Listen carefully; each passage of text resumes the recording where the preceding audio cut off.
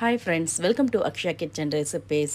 இன்றைக்கி இந்த வீடியோவில் ஒரு கப் உளுந்து வச்சு ரொம்ப சுவையான நல்ல ஸ்ட்ரக்தான மாலை உணவு ரெசிபி எப்படி செய்யறதுனா பார்க்க போகிறோம்.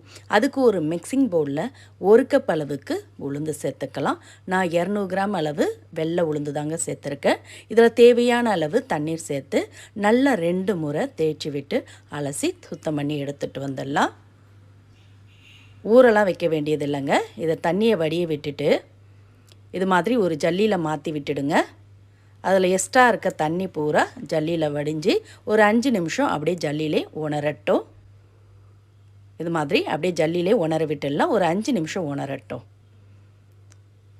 இந்த அளவுக்கு நல்லா அதில் இருக்க தண்ணி பூரா வடிஞ்சு உணர்ந்ததும் இதை அப்படியே ஒரு பேனில் மாற்றி நல்லா வறுத்துக்கலாம்.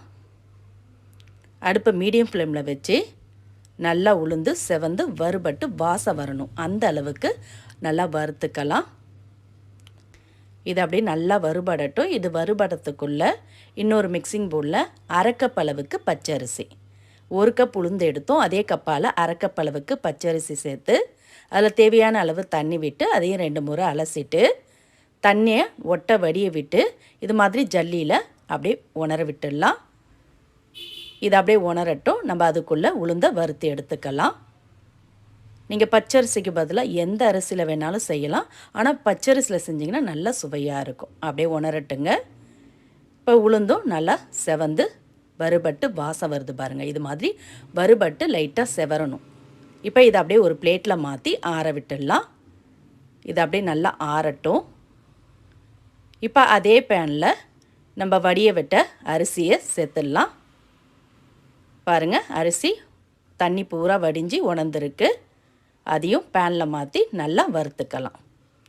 அடுப்பை மீடியம் ஃப்ளேமில் வச்சு வறுத்துக்கங்க. அரிசியில் இருக்க ஈரம் பூரா வற்றி நல்லா ட்ரையாக வறுபட்டு இது மாதிரி பொரிஞ்சு வரணும். பாருங்கள், நல்லா வெள்ளையாக பொரிஞ்சு வந்திருக்கு பாருங்கள். இப்போ அடுப்பை ஆஃப் பண்ணிவிட்டு இதையும் எடுத்து உளுந்து கூடவே சேர்த்து அப்படியே ஆற விட்டுடலாம். ரெண்டுமே நல்லா ஆறட்டும். உளுந்து அரிசியும் நல்லா ஆறின பிறகு மிக்ஸர் ஜாருக்கு மாற்றிக்கலாம். பாருங்கள், நல்லாவே ஆறி இருக்கு. இப்போ இது எல்லாத்தையும் மிக்ஸர் ஜாருக்கு மாற்றிக்கலாம். மாற்றிட்டு இது அப்படியே ரவை பதத்துக்கு அரைச்சி எடுத்துகிட்டு வந்துடலாங்க. ரொம்ப நைஸாக பவுட்ரு பதத்துக்கு இல்லாமல் இது மாதிரி ரவை பதத்துக்கு கொரகொரப்பாக அரைச்சி எடுத்துகிட்டு வந்துடுங்க. இந்த அளவுக்கு இருக்கணும். இப்போ அரைச்ச மிக்ஸிங்கை ஒரு பவுலில் மாற்றிக்கலாம். இது மாதிரி ஒரு மிக்சிங் பவுலில் மாற்றிட்டு இதோட 1/4 டீஸ்பூன் அளவுக்கு உப்பு சேர்த்து மாவோடு நல்லா கலந்துக்கலாம். கலந்துட்டு தேவையான அளவு தண்ணீர், அரை கப் அளவுக்கு தண்ணீரை கொஞ்சம் கொஞ்சமாக தெளித்து விட்டு புட்டு மாவு கலப்போம்ல அது மாதிரி கலந்துக்கலாம். ஒரு கப் உளுந்து எடுத்தோம். அதே கப்பில் அரை கப் அளவுக்கு தண்ணீர் கொஞ்சம் கொஞ்சமாக சேர்த்து நல்லா இது மாதிரி சாஃப்டாக கலந்து விட்டுக்கங்க. ரொம்ப நிறைய சேர்த்துற வேண்டாம். ஒரு அரை கப் அளவுக்கு தண்ணீர் தேவைப்படும். பாருங்கள், நம்ம அரிசி மாவு புட்டுக்கு கிளறுவோம்ல அதே தான். சுட தண்ணீர் இல்லை, நார்மல் தண்ணியிலே கொஞ்சம் கொஞ்சமாக தெளித்து இது மாதிரி கலந்துட்டு இப்போ இதை அப்படியே இட்லி பாத்திரத்துக்கு மாற்றி வேக வச்சுக்கலாம். அதுக்கு நான் இட்லி பாத்திரத்தில் அடியில் தேவையான அளவு தண்ணி ஊற்றி சூடு பண்ணியிருக்கேன். அதில் மேலே இட்லி பிளேட்டை போட்டு இது மாதிரி துணியை விரித்து போட்டு அதில் கலந்து வச்ச மாவை மாற்றிக்கலாம். இது மாதிரி எல்லாத்தையுமே துணியில் சேர்த்துடுங்க. துணியை நினைக்காமல் சேர்த்துடுங்க. அப்போ தான் நம்ம எடுக்க பார்த்து துணியில் ஒட்டாமல் வரும். இது மாதிரி மாவை சேர்த்து லைட்டாக பரப்பி விட்டுட்டு இப்போ இதில் அரை கப் அளவுக்கு துருவன ஃப்ரெஷ்ஷான தேங்காய் சேர்த்து அதையும் அப்படியே மாவில் பரப்பி விட்டுடுங்க. இப்போ துணியால் அப்படியே மூடிட்டு இட்லி பாத்திரத்தை மூடி மீடியம் ஃப்ளேமில் வச்சு ஒரு 12லேருந்து 15 நிமிஷம் வேக விடுங்க. தேங்காவை சேர்த்து வேக வைக்கிறப்ப நல்ல மணமாகவும் இருக்கும், சாப்பிட ரொம்ப சுவையாகவும் இருக்கும். இப்போ ஒரு 15 நிமிஷம் ஆன பிறகு திறக்கிறேன். நல்லா வெந்து வாசம் வருதுங்க.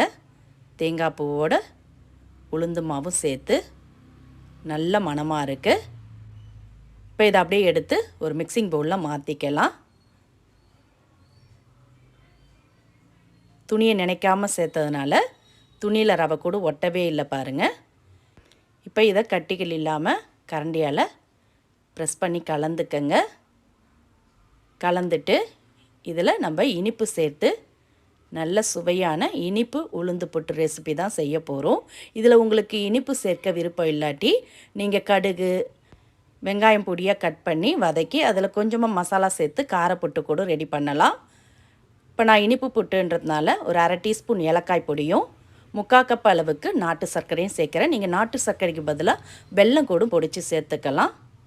சேர்த்து நல்லா இந்த சூட்டிலே கலந்து விட்டிங்கன்னா நாட்டு சர்க்கரை நல்லா எல்லா இடமும் பரவி நல்லா கரைஞ்சி வரும். பாருங்கள், இது மாதிரி கலந்துட்டு இப்போ இதோட நெய்யில் வறுத்த முந்திரி பருப்பு நான் 1 ஸ்பூன் நெய் விட்டு அதில் கொஞ்சமாக முந்திரி பருப்பை சேர்த்து வறுத்து அதையும் சேர்க்குறேன். இன்னும் நல்ல மணமாகவும் முந்திரியோடு சாப்பிட நல்ல சுவையாகவும் இருக்கும். அவ்வளோதாங்க, ரொம்ப ரொம்ப சுவையான நல்ல சத்தான உளுந்து புட்டு ரெடி. இது நல்லா உடல் வலு பெறவும், கை கால் வலி இடுப்பு வலி போகிறதுக்கும், முகம் நல்லா பொலிவு பெறவும், முடி உதிராமல் இருக்கிறதுக்கும் நல்ல ஒரு ஹெல்ப்ஃபுல்லாக இருக்கும். இதை நீங்கள் வாரத்தில் 2 முறை செஞ்சு கொடுங்க. குழந்தைங்கள்லேருந்து பெரியவங்க வரைக்கும்